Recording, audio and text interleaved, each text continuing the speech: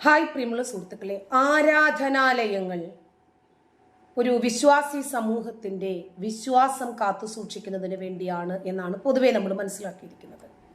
എന്നെ സംബന്ധിച്ചിടത്തോളം ഞാനൊരു മതത്തിലും വിശ്വസിക്കുന്ന ആളല്ല.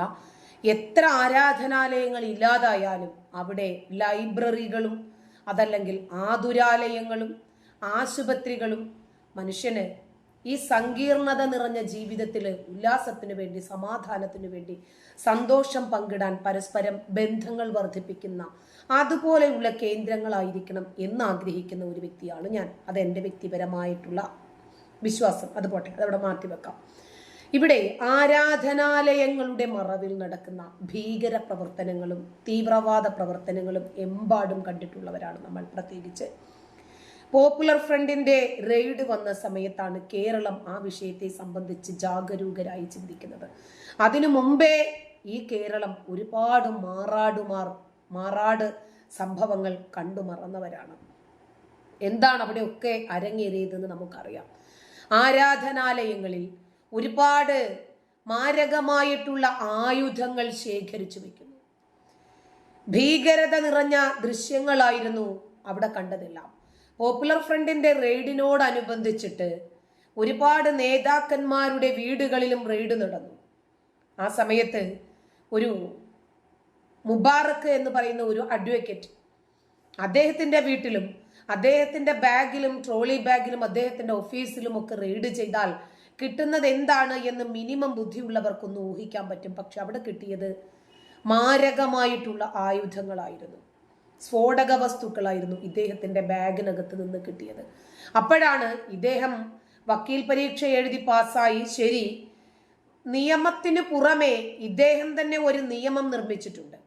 നമുക്കറിയാം, പോപ്പുലർ ഫ്രണ്ടിന്റെ ഹിറ്റ് സ്ക്വാഡും ഹിറ്റ് ലിസ്റ്റും ഒക്കെ നമ്മുടെ നാട് കണ്ടതുകൊണ്ട് അവർക്ക് അത്ര വലിയ ഭീകരതയൊന്നും തോന്നത്തില്ല. പ്രത്യേകിച്ച് ഇന്ത്യൻ ആർമിയുടെ കഴിവും മികവും അവരുടെ ത്യാഗവും ഒക്കെ നമുക്ക് മനസ്സിലാകത്തില്ല. കാരണം കേരളം ഒരു രാജ്യവുമായും അതിർത്തി പങ്കിടുന്ന ഒരു സംസ്ഥാനമല്ല. കാശ്മീരിലോ പഞ്ചാബിലോ ഒക്കെ അവരോട് ചോദിച്ചാൽ അവർ പറഞ്ഞു തരും ഇന്ത്യൻ ആർമി വഹിക്കുന്ന പങ്ക് എന്താണ് ഈ രാജ്യത്തിന് വേണ്ടി, നമ്മുടെ സുരക്ഷിതത്വത്തിന് വേണ്ടിയെന്ന്. അപ്പോൾ NIA ഇതുപോലെയുള്ള അന്വേഷണ ഏജൻസികൾ, ഇന്ത്യൻ മിലിറ്ററി സർവീസുകൾ, അതല്ലെങ്കിൽ സെൻട്രൽ ഗവൺമെന്റിന്റെ ആഭ്യന്തരം ഇതൊന്നും ഇല്ലായിരുന്നെങ്കിൽ എന്ത് സംഭവിക്കുമായിരുന്നു നമ്മുടെ രാജ്യത്ത്?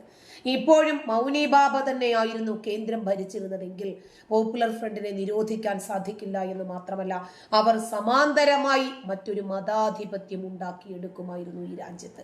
CAA വിഷയത്തിലും ഏക സിവിൽ കോഡിന്റെ വിഷയത്തിലുമൊക്കെ ഇവരെ, വഖഫിന്റെ വിഷയം പ്രത്യേകിച്ച്, ഈ വിഷയമൊക്കെ വന്നപ്പോൾ ഇവർ സമര പരിപാടികളുമായി, ഹർത്താലുകളുമായി പൊതുനിരത്തിലിറങ്ങി സാധാരണക്കാരന്റെ പൗരാവകാശത്തെ കാർന്നു തിന്നുമായിരുന്നില്ലേ? ഇപ്പോഴിതാ ആരാധനാലയങ്ങൾ കേന്ദ്രീകരിച്ച് വൻ റെയ്ഡുകൾ. ഏതു മതവിഭാഗത്തിന്റെ ആരാധനാലയങ്ങളായിരുന്നാലും ശരി, അതൊരിക്കലും ഭീകരവാദത്തിന് വേണ്ടിയും തീവ്രവാദത്തിന് വേണ്ടിയും രാജ്യത്തിന്റെ സമാധാനം കാർന്നു തിന്നുന്ന, രാജ്യത്തിന്റെ അടിത്തറ തോണ്ടാനും വേണ്ടിയുള്ളതായിരിക്കരുത്. ഇതേ ആരാന്റെ ഭൂമിയും സർക്കാർ വക ഭൂമിയും ഒക്കെ തട്ടിയെടുത്ത് ആരാധനാലയങ്ങൾ ഉണ്ടാക്കി കഴിഞ്ഞാൽ പിന്നെ പൊളിക്കാൻ പോകത്തില്ലല്ലോ. ചോദ്യം ചെയ്യാൻ പോയി കഴിഞ്ഞാൽ പിന്നെ അള്ളാഹു അക്ബർ എന്ന് വിളിച്ച് സകലമാന മത രംഗത്തുള്ള ആളുകൾക്കും ഒരുമിച്ച് നിൽക്കാം. മത നേതാക്കന്മാർ അതിന് നേതൃത്വം വഹിക്കാനുണ്ടാകും. പൂരം. അപ്പൊ അതുപോലെ ഇങ്ങനെയും ആരാധനാലയങ്ങളിലാകുമ്പോൾ ഒരു റെയ്ഡും വരില്ല, ഒരു അന്വേഷണവും വരില്ല. പ്രത്യേകിച്ച് എന്തോ പേടിക്കാനിരിക്കുന്നു, എല്ലാം ഞമ്മന്റെ ആളുകളല്ലേ.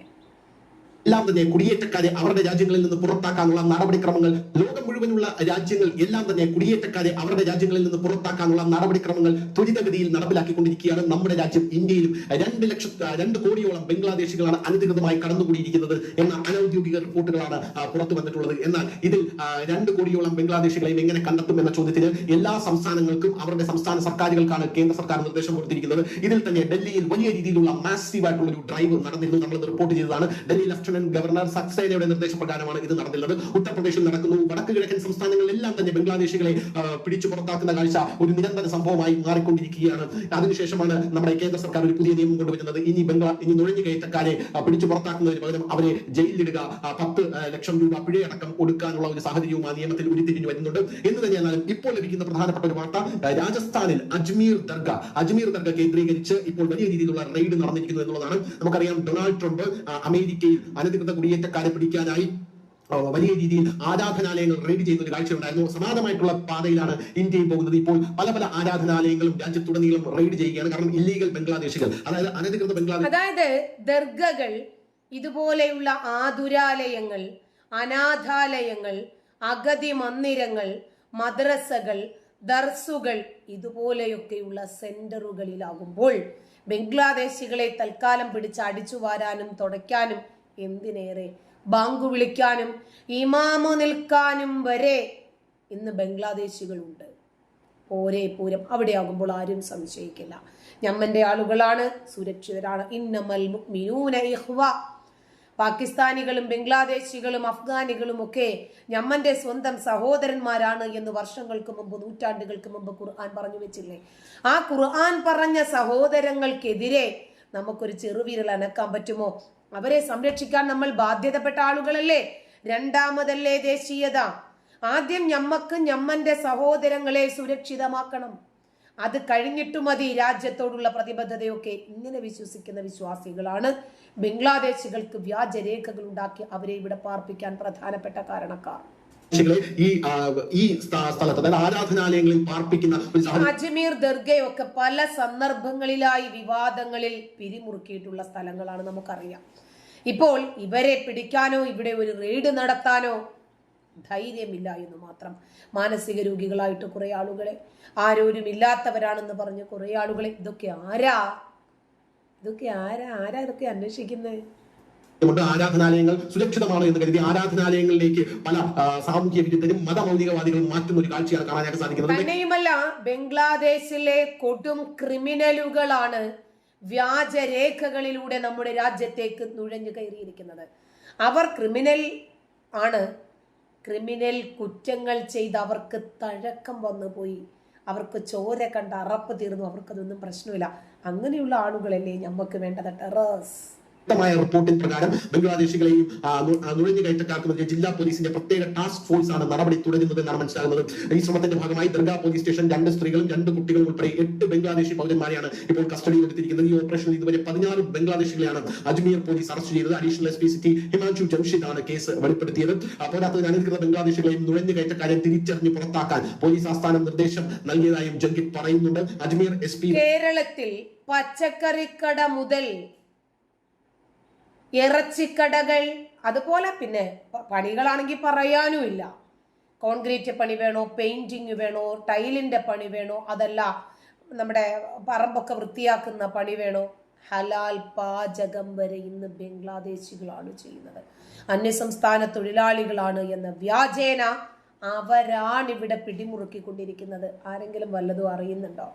റാണയുടെ നിർദ്ദേശപ്രകാരം ദർഗ പോലീസ് സ്റ്റേഷനിൽ ഒരു പ്രത്യേക സംഘം രൂപീകരിച്ചു. അവർ സജീവമായി ഇതിനു ചുറ്റും പ്രവർത്തനങ്ങൾ നടത്തുന്നുണ്ട് എന്നാണ് മനസ്സിലാവുന്നത്. ദർഗ പ്രദേശത്ത് അനധികൃതമായി താമസിക്കുന്ന ബംഗ്ലാദേശി പൗരന്മാരെ കസ്റ്റഡിയിലെടുക്കാൻ ജില്ലാ പോലീസും മറ്റ് ഏജൻസികളും കനത്ത ജാഗ്രതയോടുകൂടി ജാഗരൂകരമായിട്ടാണ് ഇരിക്കുന്നത്. പ്രദേശത്തെ ശരിക്കും പറഞ്ഞാൽ ബംഗ്ലാദേശികളെ പിടിച്ചു കൊടുക്കുന്ന ഓരോരുത്തർക്കും ഒരു ചെറിയ തുകയൊന്ന് സർക്കാർ ഇനാം പ്രഖ്യാപിക്കട്ടെ. ഒരു 25,000 രൂപ ഒറ്റ ദിവസം കൊണ്ട് ഈ 4 കോടി എന്ന് പറയുന്ന ബംഗ്ലാദേശികളുണ്ടല്ലോ, പകുതിയോളം പിടിക്കപ്പെടും. കാരണം ഇവർ പണത്തിന് വേണ്ടിയാണ് അവരെ സംരക്ഷിക്കുന്നത്. അതിനേക്കാൾ കൂടുതൽ പൈസ സർക്കാർ കൊടുക്കാമെന്ന് പറഞ്ഞാൽ മതി. ആളുടെ മുഖം വ്യക്തമാക്കത്തില്ല, ഐഡന്റിറ്റി വ്യക്തമാക്കത്തില്ല എന്നൊരു പരസ്യം കൂടി ചെയ്തു കഴിഞ്ഞാൽ ഇവന്മാര് മൊത്തം അകത്താകും, സംശയമില്ല. നന്ദി.